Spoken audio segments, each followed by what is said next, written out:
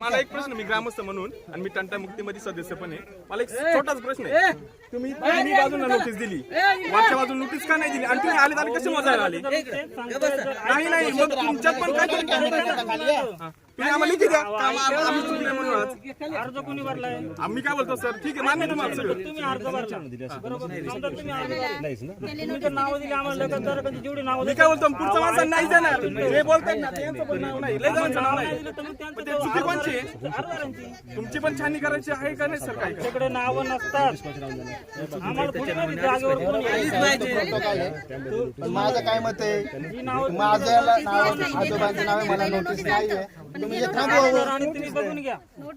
आम्हाला तुम्हाला विरोध नाहीये. नोटीस आलंच तुम्हाला बी तेच म्हणणं आहे.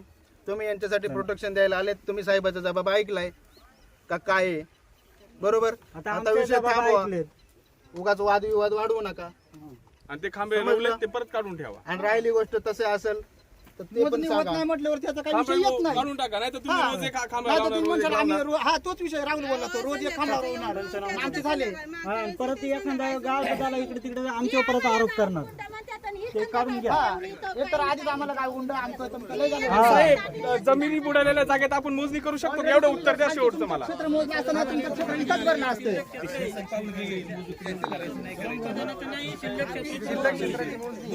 अहो सगळं क्षेत्र मोजल्याशिवाय शिल्लक क्षेत्र मिळणार आहे का साहेब तुम्हाला?